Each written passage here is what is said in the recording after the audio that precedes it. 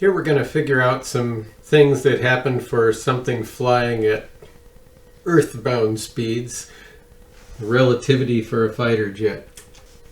Suppose we have a fighter jet flying at 686 meters per second. That's about Mach 2, which means it's twice the speed of sound approximately. And by what fraction would such a jet appear to be shortened in length, according to an observer at rest? How long would the plane have to fly at that speed before the pilot's watch would differ from a watch at rest by 1.00 seconds? Now, these are relatively straightforward calculations, except something we're going to do is, because the plane is not flying very fast compared to the speed of light, we're going to have to do a series expansion to solve these problems. And we'll be learning about using the binomial theorem for this. So let's do part A first. L would be the length of the jet when it's at rest. We consider that the proper length. You could easily go out and measure that with a tape measure. You don't have to do any special timing or anything else to figure out the length of the jet. L prime is the apparent length of the jet when it's moving at 686 meters per second. This would be by an observer who is not moving with the jet. Anyone moving with the jet is at rest with respect to the jet, and they can measure the proper length. But for someone watching it move by at that speed, it'll appear to be shortened. Not by much, though. We'll find out.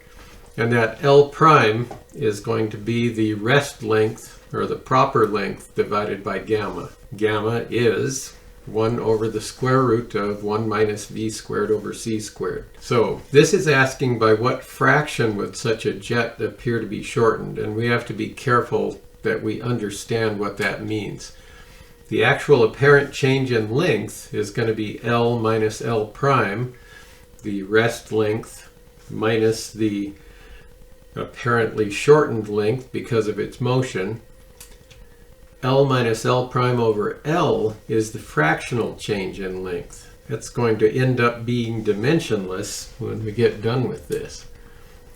So that fractional change in length, L minus L prime over L, but then replace the L prime with L over gamma, and then factor the L out. Every term has an L in it, and you can divide those out, and you just end up with 1 minus 1 over gamma for what we'll be calculating. And because gamma is 1 over the square root of something, 1 over gamma is just going to be that square root of 1 minus v squared over c squared. The fractional change in length, 1 minus 1 over gamma, is just going to be 1 minus the square root of 1 minus v squared over c squared. Now we're going to learn about the binomial theorem, because we're going to use that to analyze this. The problem is, trying to do it in a straightforward way, is that v is very small compared to c. V squared over c squared is even smaller compared to c. And your calculator probably won't have enough significant figures to be able to analyze this correctly. We're going to use the binomial theorem, which is this, the version of it that we're going to use. And it's 1 plus x to the n will equal 1 plus nx plus n times n minus 1, x squared over 2 factorial. That's just the first 3 terms.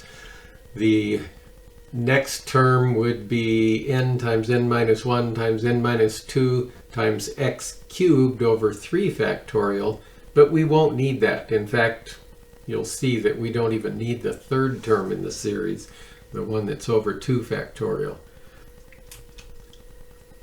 And for us to use this on the expression we have, our value for n is going to be 1/2, and our x is going to be minus v squared over c squared. Then, with those, our expression for 1 over gamma will become 1 minus v squared over c squared to the 1/2 is approximately 1 minus 1/2 v squared over c squared And then that third term there is a bit more complicated. It would actually be minus 1/8 v to the fourth over c to the fourth. Now, v is a lot less than c. By the time you raise them to the fourth power, you don't have much left. And with our value of v, 686 meters per second, and c being that, here's what those first three terms look like. You start with a 1, and the second term is 2.61 times 10 to the minus 12th. That means you've got a long string of zeros before you even get to that 2. In the third term, you've got a string of zeros that's twice as long before you get to the 3. And so we'll end up dropping that third term. But remember, we wanted gamma minus 1. And so, or 1 minus gamma. Finally, we can write the fractional change in length as 1 minus 1 over gamma is 1 minus the square root of 1 minus v squared over c squared. And now that series expansion for the square root inside the parentheses there, when we get rid of the parentheses, we'll have 1 minus 1 for the first two terms. I can do that in my head. And then we've got the 2.62 times 10 to the minus 12 plus 3.42. And we may as well just drop the 3.42 times 10 to the minus 24th. And the value we get is 2.62 times 10 to the minus 12th. That is the fractional change in length. 2.62 parts per trillion. Don't think you're going to notice any change in length on this thing. So let's go on to the second part. How long would the plane have to fly at this speed before the pilot's watch would differ from a watch at rest by 1 second? T is the proper time. That's going to be measured on the pilot's watch. T prime is our outside observer's watch, measured on clocks in a reference frame that observes the jet as a moving object. T prime minus T, T prime is equal to gamma T, so gamma T minus T is going to have to equal 1.00 seconds. Take that 1 second and divide it by gamma minus 1, and that'll be the time interval that we have to calculate. Well, gamma minus 1 is 1 over the square root of 1 minus v squared over c squared minus 1, or we can write gamma as 1 minus v squared over c squared to the minus 1/2. That's a little different than this thing that we had to calculate in the first part of the problem. We'll use the binomial theorem again, but this time on a slightly different thing. The first time we expanded 1 minus v squared over c squared to the plus 1/2. Here we're doing it to the minus 1/2. And there's the binomial theorem again. And for us on this one, n is going to be minus 1/2. X will be minus v squared over c squared. So if you just take those things and plug them into the expression we have for the binomial theorem up there, that's all we have to do.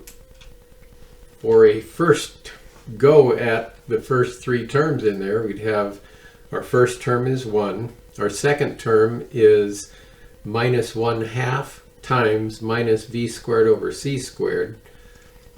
And then our third term is minus 1/2 times minus 3/2 times minus v squared over c squared quantity squared, and divide that by 2 factorial.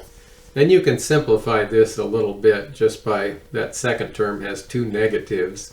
The third term, if you just look at those number fractions we've got there, they'll end up combining to give you 3/8. So here's what we have so far for the first three terms.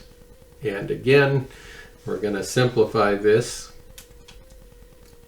I don't know why that popped in last, but it did. Okay, so it's gamma minus 1 that we want. And so that'll be our series expansion minus 1, but the first term in the series is 1. So we're going to have another 1 minus 1. And again, the difference between the second term and the third term is a factor of about 10 to the 12th. The second term is that much bigger than the third term. And so we're just going to toss it out and say that this is approximately 1/2 v squared over c squared, which is what we have in the other part of the problem as well. So we just plug in the numbers and we get, you're going to have to fly for 3.82 times 10 to the 11th seconds, which is 12,100 years. Okay, that's a long time, 12 millennia. 12 millennia back, I'm not sure we had language yet, or written language yet. So there's a couple, and we used the binomial expansion on both parts of this problem, which is something that we'll use from time to time when we're studying special relativity problems.